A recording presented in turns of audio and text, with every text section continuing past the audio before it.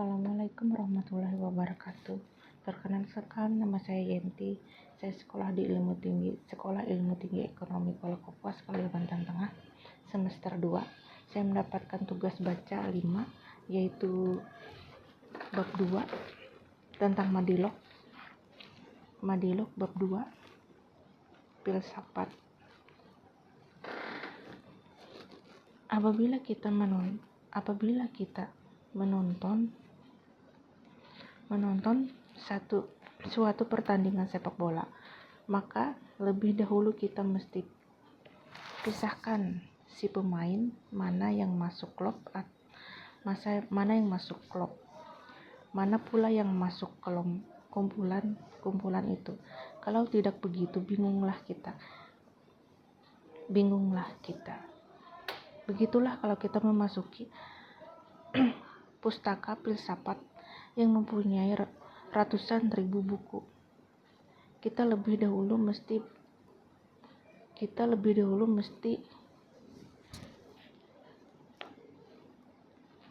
mesti pisahkan arah pikiran para ahli filsafat. Kalau tidak, niscaya akan bingunglah kita, tidak bisa memisahkan siapa yang benar, siapa yang salah, seperti para pemain sepak bola. Pemain sepak bola tidak kacau balau, dan mata kita tidak tahan. Apakah maksudnya?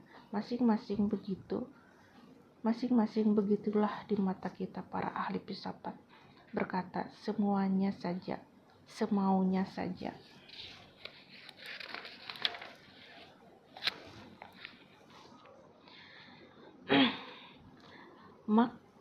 Marx sebelumnya dalam filsafat banyak sekali meninggalkan pustaka sebagai bapak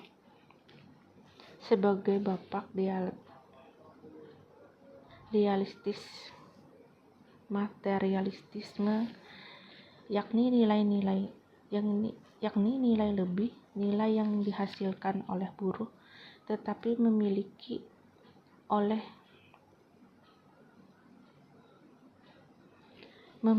oleh kapitalis egalis, berdiam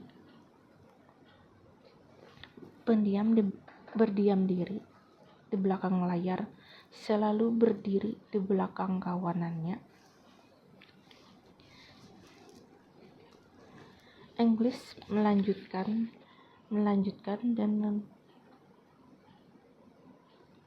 dan memendamkan paham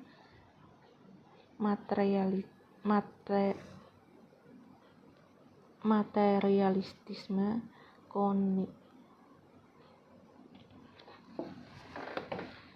komunisme dengan bahasa yang terang, populer, jitu, merdu. Engels memisahkan para ahli filsafat dari zaman Yunani sampai pada masa hidupnya. Marx, Engels dalam 2 barisan. Pada satu barisan di depan kaum idealis yang bertentangan dengan barisan kedua, kaum materialistis. Kaum idealis umumnya memilih kepada kaum yang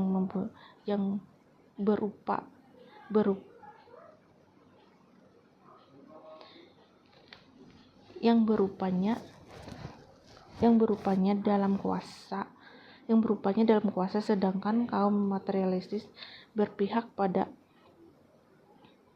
proletar dan kaum tertindas.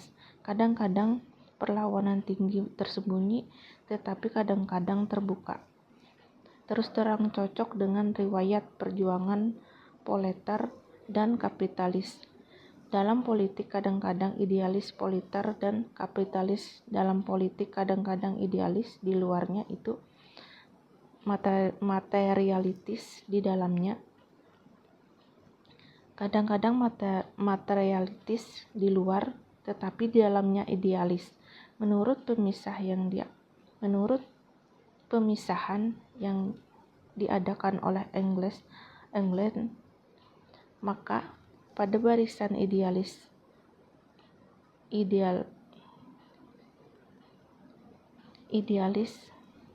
kita dapati biasanya musuh Proletar menerjemahkan dan mencermarkan materialisme itu sebagai ilmu yang berdasarkan atas daya upaya mencari kesenangan hidup tak terbatas, maka sampai saja sedangkan idealisme itu diterjemahkan dan dijunjung tinggi, lebih memperhatikan berpikir daripada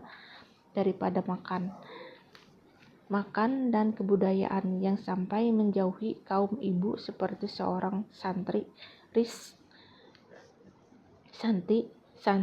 resi dalam keadaan yang benar dalam kehidupan mereka. Kita tidak sekali dua kali berjumpa dengan seorang yang mengaku paham idealis berlaku